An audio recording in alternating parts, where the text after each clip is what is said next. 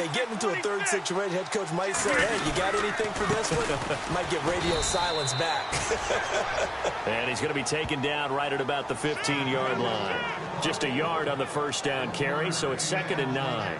And in this situation with the lead fourth quarter, they're liking keeping the ball on the ground, I'm sure. That's just smart football, but you know the defense has to know it as well. They've got to stop them here. So now we're going to see that loading the box in a big way.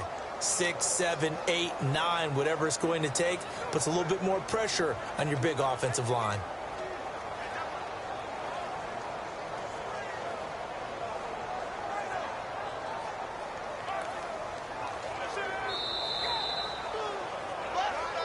Time for a break. We're back to finish this one off after this.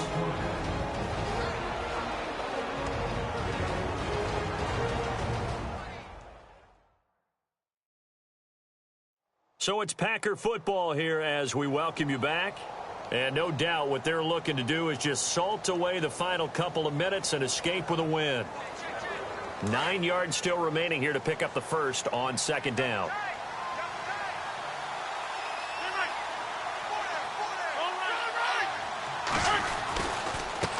Now a handoff here to his running back. And a nice gain there as he'll be taken down just shy of the 20. It's a 4-yard pickup there, and it leaves him with 3rd and 5. Some of the most unselfish players on any football team, defensive tackles, because we ask them to just eat up blocks, allow other people to make tackles. But when he can make a play himself, as we just saw there, that's a big day.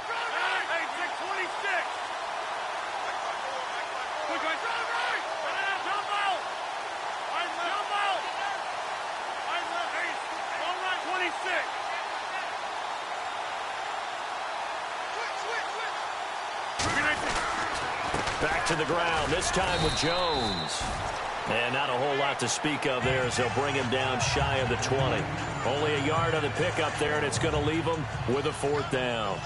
The best defensive linemen, they play with great leverage so they can get low and not get bowled over by offensive linemen. They have excellent hands. They can throw people off on a play.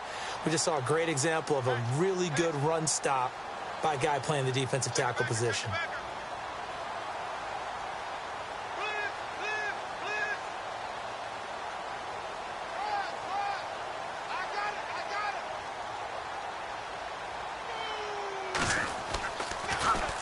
So they're forced to punt on 4th as this one's away. That's taken on the 25. A very good return there. Give him an even 20 yards. It's in the fourth quarter down in Miami. And it was the Patriots that wound up winners in that one. Nick Foles, 3 touchdown passes to help lead the way.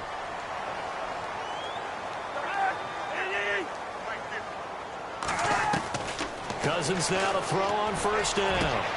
Got his man complete over the middle. It's Coleman. And he'll get into the end zone. Touchdown, Minnesota. Brandon Coleman, his 2nd touchdown on the season. And the Vikings are able to cut into that deficit.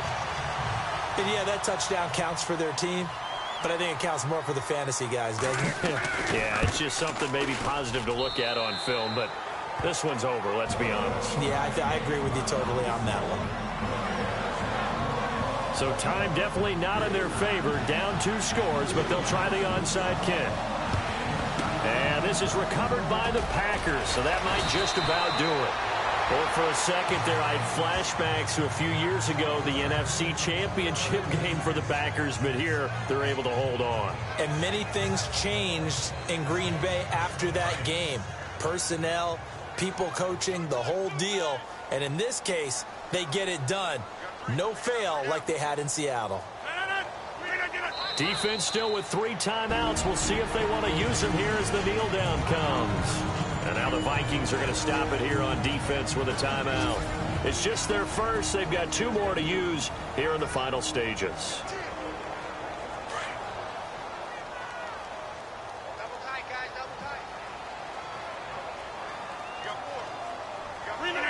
Down to a knee here. The defense still with a couple of timeouts. We'll see if they want to use them.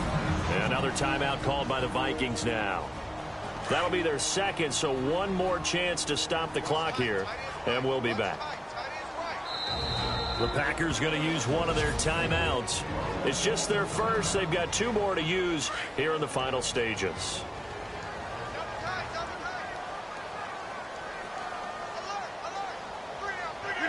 And they take a knee. Now the defense will burn their 3rd and final timeout. And as the 2 teams talk it over on their respective sidelines, we take a break. On now is the Packers punter. Remember, though, he did have one blocked earlier. And he deserves a bronze leg as he gets this one away.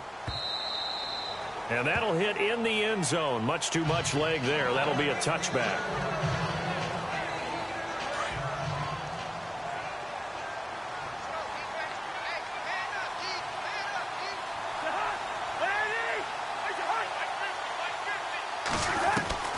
Cousins to throw.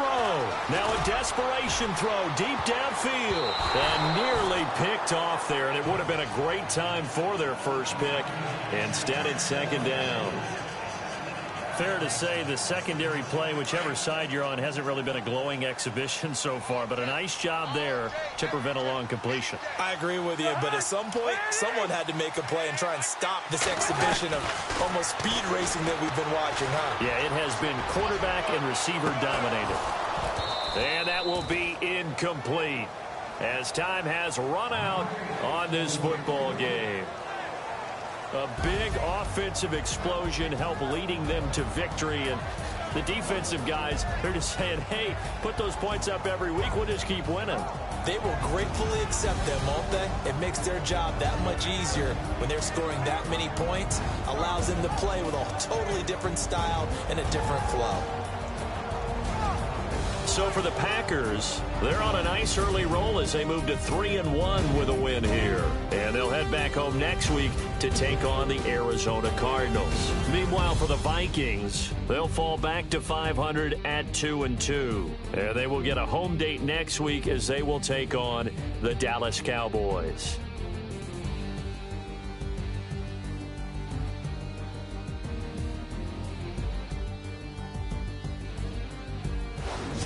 So that'll do it for us. For Charles Davis and all our crew, I'm Brandon Gaudin. You've been watching the NFL on EA Sports. From Minneapolis, so long, everybody.